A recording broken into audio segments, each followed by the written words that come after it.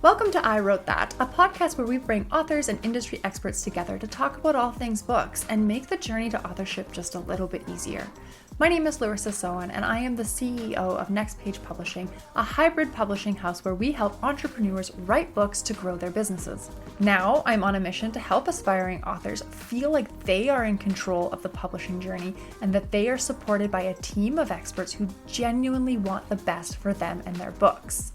If you are in the very beginning of your journey, or maybe you have a manuscript that you're finished and you're not sure how to get it out into the world, I encourage you to reach out to us at nextpagepublishing.net.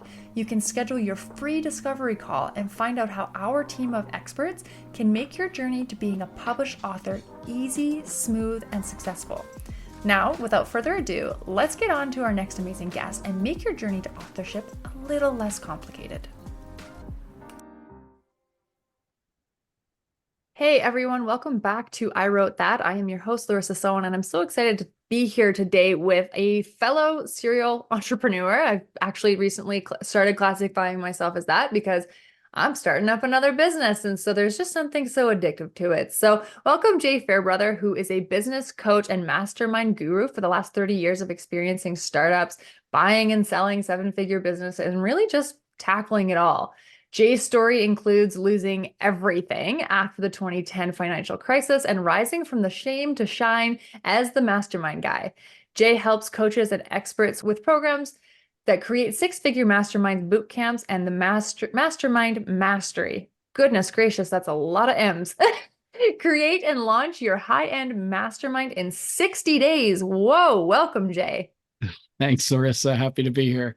Thanks. I always think my intros are so I cannot, everyone always gives me a script and I'm like, no, I can't just read that. That's boring. So welcome to the show. It's an honor to have you here. Honestly, you're one of the names in this industry to watch and follow. So welcome. Wow. I appreciate that. Thank you. Yeah. So tell me what was the losing everything? What happened there? So I started as an entrepreneur 30 years ago, and I was pretty successful with my first company. I built it up to a couple hundred employees and 10 million in annual revenue. And I sold that business in 2004. And life was not just pretty good, but very good. I traveled extensively for a few years. I bought 3 other businesses. I made investments in a lot of different things.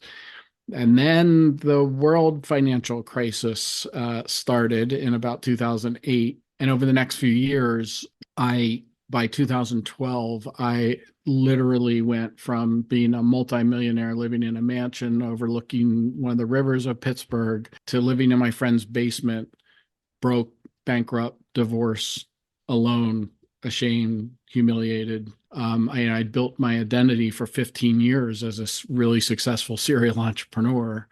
And there I was sitting in that basement without even owning a car. So my journey back from that, I wish I had a different part of the story to tell there, because, some people are able to bounce back quickly and I didn't. So I spent literally 5 months in that basement, but figuratively more like 5 years. And the only reason that I'm probably here today is because of the support of a couple of the mastermind, one in particular, mastermind groups that I was in. So my mastermind journey started not 30 years ago, but 25 years ago, when I had hit a plateau in that growing that first business, and got involved in my very first mastermind. And I loved it, because when I joined the first mastermind, we joined it just to grow our businesses and be better entrepreneurs. And what I found within 5 or 6 months of meeting together in this group, in these meetings, I'm starting to watch grown men cry as they start to open up and talk about their messed up marriages and their kid problems and how the business has overtaken their lives, and they're anxious and depressed. And I was like, wow, this is not what I signed up for. but I loved it, right? It was that level of human connection that I really hadn't had my entire life. And I was, hooked and all in. And so I started joining every mastermind I could and started facilitating them and creating them. And, when I rose from the ashes and crawled my butt out of that basement, I knew that I wanted to help people in this way. I mean, obviously I can run some of my own masterminds, and I have 3 that I run now, but my mission is to help others create masterminds, really so that they can get that level of human connection, that they can get that group of people that, will carry you through those hard times and support you. So that's why I do what I do. That's incredible. I feel like there probably is a podcast out there that is just focused on our origin stories of entrepreneurs, because mine is very different than yours, but equally as sad and hard and shameful. But look what we're doing now, right? And I think that's the focus of, like, almost everyone has to have an origin story like that, because then we work so much harder because we have something to prove at this point. And now I know there is a lot of confusion in the industry, and I'm going to admit even I have the confusion of what is the difference between a master class, a mastermind, and group coaching. So in the industry of coaches, speakers, authors, experts, a lot of what is labeled a mastermind is really just group coaching, right? It's, where people show up and pray to the altar of the guru, and there's a little bit of Q&A, maybe a hot seat thrown in for good measure. And they call it a mastermind because that's sexier and they can charge more money. The difference really is, if you think about group coaching programs, a lot of the times you go through a group coaching program, and at the end of it, you've never really even met the other people going through the program with you, right? It's a one-to-guru relationship. Whereas in a mastermind, what you're doing is you're intentionally building the relationships within the people in the group and tapping into the collective knowledge, collective experience, and the collective wisdom of the entire, everyone in the mastermind, not just the person leading it or the expert coach mentor that's on top of it. So it's that human connection piece. It's about building relationships, and the concept that Napoleon Hill started with, which is you put one person in a brain with a room, another person with a brain, and you create this third invisible and intangible force that he called the mastermind. And if you imagine putting 8 to 14 people in a room and the size of the invisible, intangible force you create. And the reason I use the numbers 8 to 14 is because one of the principles in a true mastermind is that in every meeting, every person should have a voice and participate. And if you put 20 or 30 people into a program, you've got to have like a 6 or 7 hour meeting for everybody to participate and have a voice. So there are things that I help clients create, which I call hybrids, which is a cross between group coaching and masterminding, where you can get to 20, 30, 50 people or whatever.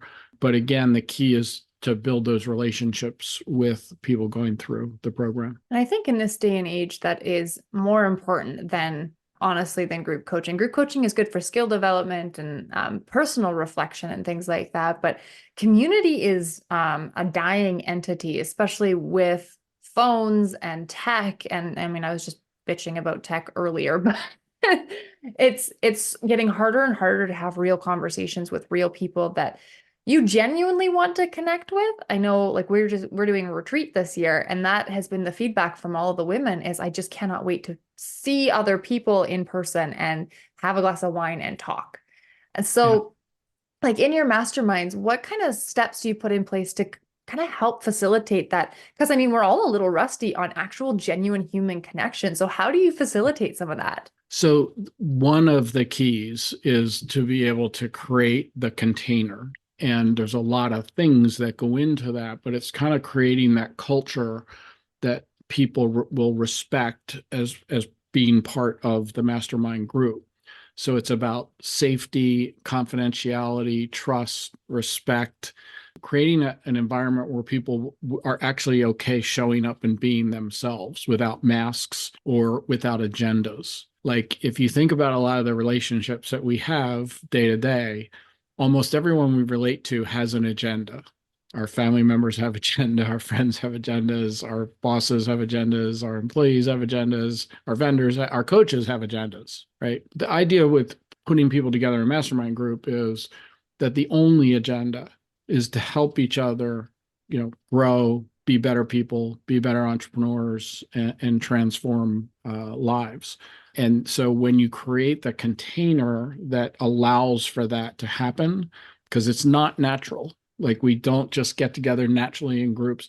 Like a lot of people think a mastermind is, yeah, let's get a group of similar people together over cocktails and everybody will go around and talk about one problem they have. And a lot of masterminds are run that way.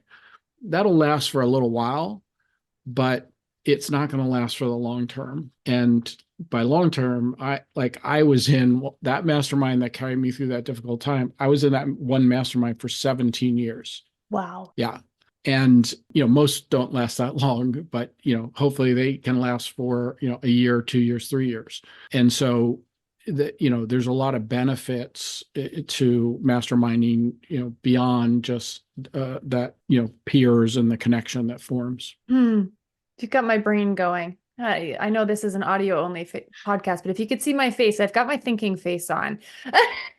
I'm just so curious about the longevity of it. So many programs are trying to be less and less and less, get more faster, get the result quicker, bigger bang for your buck. But you're actually you want like long-term relationship, friendship, community building.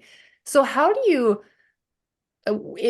compete, I guess, with the day and age of like, oh, you'll have this perfect program and solve all your problems in 6 weeks, and you're saying, hey, come join me for like a year or two? That's a great question, and it's a great way to ask the question. So I think I'd start by positioning it against what you were kind of referring to a minute ago. Like you think about AI and ChatGPT and how much that has evolved in just like a year. And think 3 to 4 years from now. Why is anyone going to pay for content or training from a coach or expert when ChatGPT can give you that for free? I mean, it can pretty much do that now, but think of it in 3 or 4 years, how evolved it will be, where you can actually give somebody the same training that you're giving them now in a course or a short-term program, and have ChatGPT do it all for you, including the interactive part down the road. So it goes back to that connection piece, that community piece. That's something that AI can never replace. And I think over the next 5 or 10 years, that, recognition is going to be far. I mean, in 2023, the U.S. Surgeon General declared an epidemic in the U.S. of loneliness, right? It wasn't about a virus or a disease. The World Health Organization, just within the last few months, has created an entire commission to address the global crisis of social isolation and loneliness. That breaks my heart. Yeah, yes, exactly. And what I want to try to do is bring, my own personal experience with masterminds, but, what I've seen with many others as well, where you can create, those containers where you really get that deep human connection. You get people talking about the real issues they're facing, not just the surface kind of things that come up in social conversations or Q&A and that kind of thing. Mm-hmm. Okay, we're going to take a really quick break, and then I want to come back, and I do want to ask more questions about this container that you're talking about. Like, how do we'll come back. I have questions brewing. Give me 1 second. We'll come right back. Attention, all aspiring authors. Are you ready to turn your book dreams into reality? Look no further than Author Allies, your ultimate companion on the journey to becoming a published author. Picture this: a membership site that offers structure, accountability, skill development, and unwavering support to bring your book ideas to life. That's exactly what Author Allies provides. Dive into weekly writing workshops where you can focus on your goals and stay motivated. Need expert advice? Our monthly Ask the Expert sessions connect you directly with industry professionals for valuable insights. Engage with fellow members through our Beta Reader Switch program, perfect for refining your manuscript before publication. Get access to a list of our verified resources so that when it's time to edit, design, and publish your book, you know where to turn. You can also enhance your craft with our writing training modules. Complete the exercises designed to elevate your skills and participate in the challenges. And as an added bonus, you can enjoy exclusive discounts on our future programs to help you streamline your publishing services.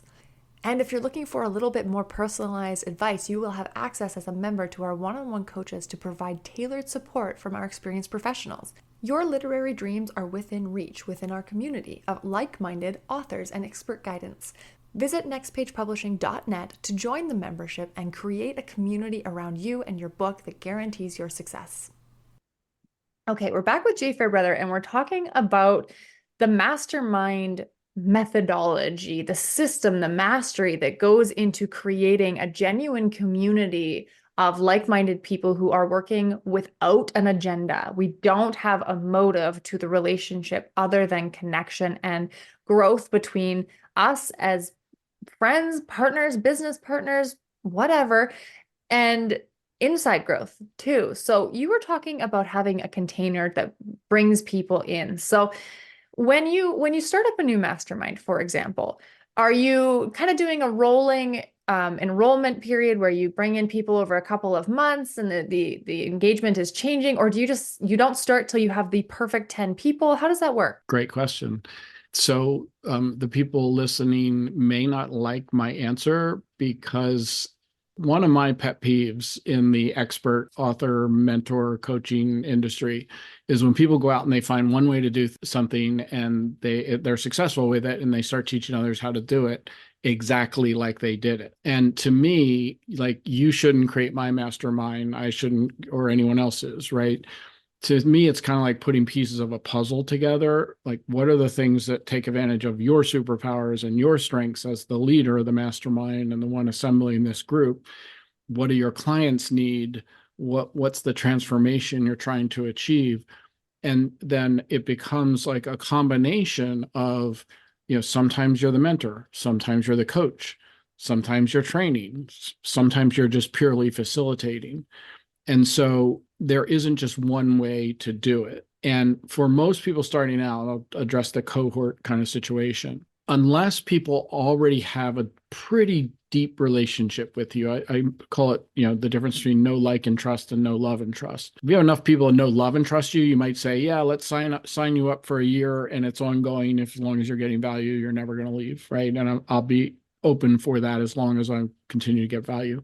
But for most people starting out, I suggest, start it with a 6-month or 12-month commitment. It's more of a bite size.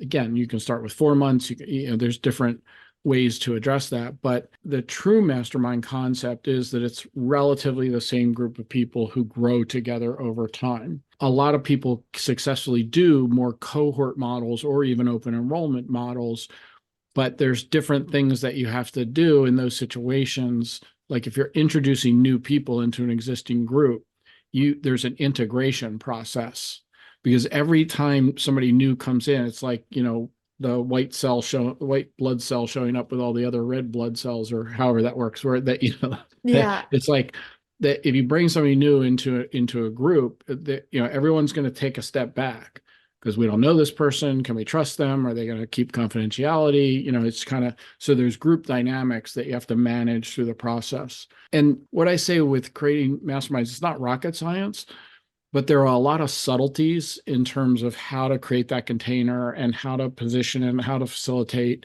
that, will create that stickiness so that maybe it lasts 17 years. Wow. I have two more questions that are in the weeds, and then I'm going to pull it back out big picture. The first one I absolutely know is a loaded question that has no right or wrong answer. What's the magic number for how many people do you want to have in your mastermind? Yeah, good question.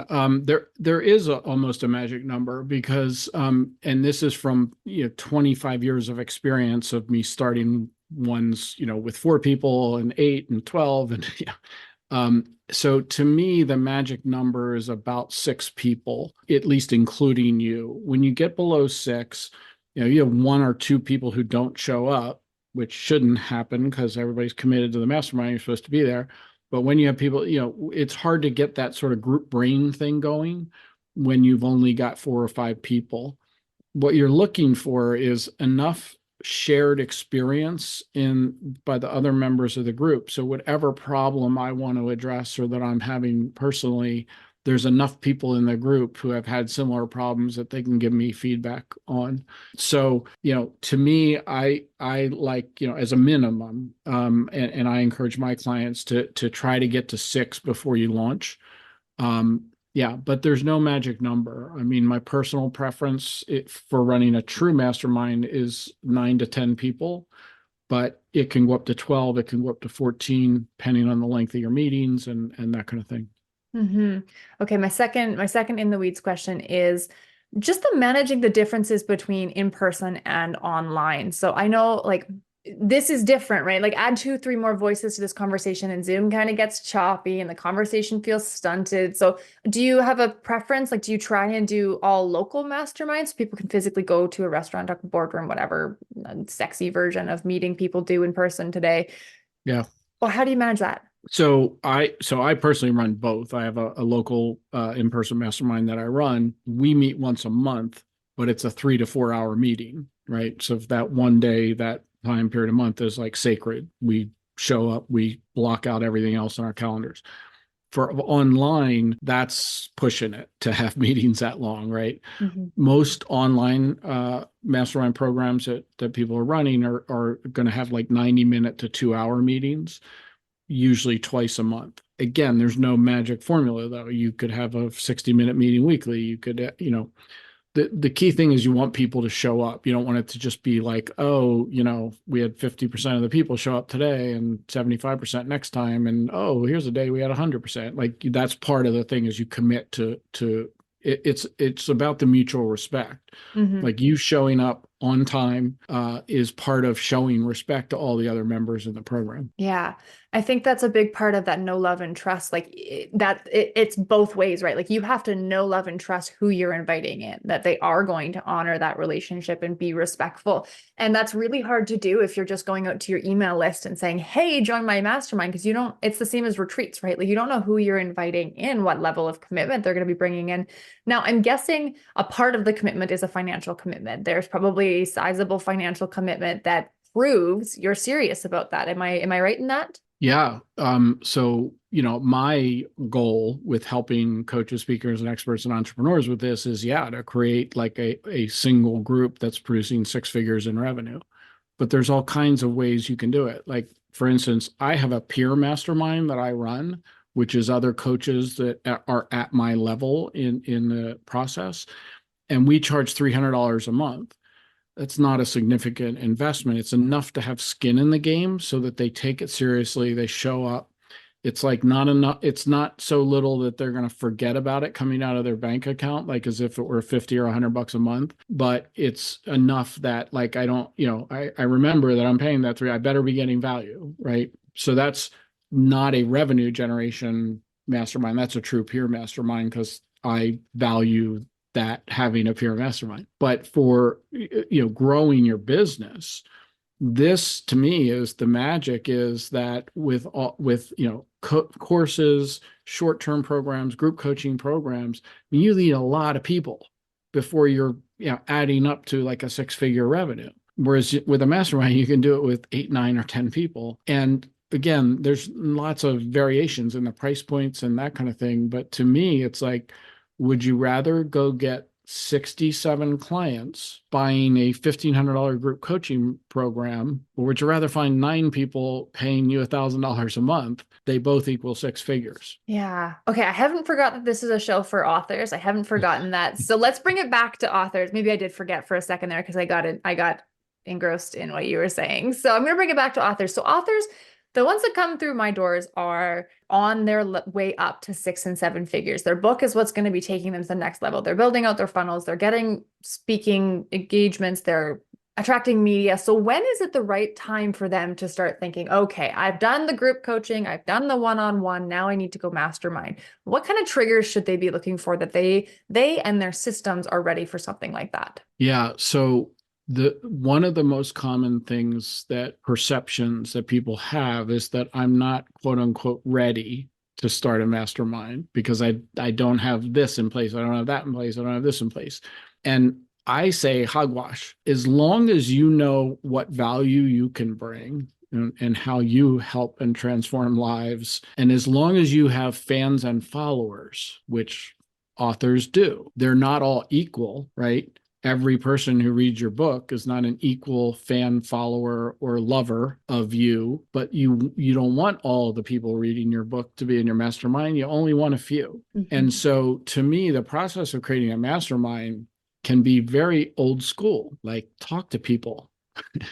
invite them into your exclusive, intimate group. And one of the things that I work a lot with is it's a shift in perspective from chasing clients and allowing anyone into your mastermind who can write a check or has enough room on a credit card versus positioning it as, no, I'm very careful about who I let into this group. Tell me what value you can bring. Why should I let you into my exclusive, intimate group of people? And to me, that's, a beautiful combination when, you don't need the big fancy sales funnels and all the sort of, low end kind of things. I mean, you need people to love you to a certain level, right? Not beyond just know, like, and trust, but you can do that in some more high touch, intimate ways. And if you're getting somebody to pay $5,000 a year, $10,000 a year, $20,000 a year to hang out with you and some other really smart people, again, your time is well spent on that high touch part, than the normal people who are coming through your funnels and your, online stuff and that kind of thing. Very cool. So it's not really a question of like what you need to have in place. It's, are you ready to take the leap kind of a thing? Do you have the people that you can think of that are going to be a good fit to fill the 6 and then maybe go up to 9 or 10? Yes. And for authors, the reason that I think that this is so relevant is because you not only have the follower base, but the time they spend reading your books, that cumulative time adds up. So I could be the most brilliant marketer or salesperson in the world and get on a 90-minute online thing and try to sell a $10,000 program, and it's not going to work. But if I put together a group of people who have already spent 3 hours or 4 hours with me reading my book and falling in love with me in the process of reading my book, I can move them a lot more quickly to that know, love, and trust than if I'm just taking, somebody who saw me on social media or found me online or something like that. Yeah, and I want to talk about personality in our books a little bit because there's a lot of books, AI particularly, is where this is going to become really relevant, where you can really start to see this is an AI book because it has the personality of a robot, or it has like 30 personalities and you can't tell who's who, and it's very confusing. But when we consciously write our books with our personality in mind, we start to attract the people that we want into our lives that are similar to us. And part of what you're saying is someone reading your book should be able to go, wow, this person's cool. I want to hang out with them. And that's for coaching. That's for masterminds. That's for everything. That's the point of your book, is to attract those people that think you're cool. I want to hang out with you. And so that's a really good segue into the boot camp that you actually have coming up. Can you just talk about that a little bit? Yeah. So I do a 3-day boot camp called Six Figure Masterminds Boot Camp. And this is perfect for people who start from, I haven't even thought of doing a mastermind before, to I don't know what kind of mastermind I would do, or who who are my people who think I'm cool and want to hang out with me. And that's exactly what we do over the 3 days. So it's not like a training just thing where I'm talking at people. It's very interactive, and we actually go through the process of what kind of mastermind can you create? Who are those right people that you can attract? And create a plan to actually launch it. So in the 3-day event, the boot camp, like, it's great. It's even great for people who think, you know what, I love this concept, but I'm not going to be ready for 6 months because I've got this commitment, that commitment, whatever, like, in the way. This is a great place to start, because one of the things I think that most entrepreneurs, coaches, experts in building their business, the mistake they make is they're not figuring out who those cool people are, as you put it. I call them purple fish.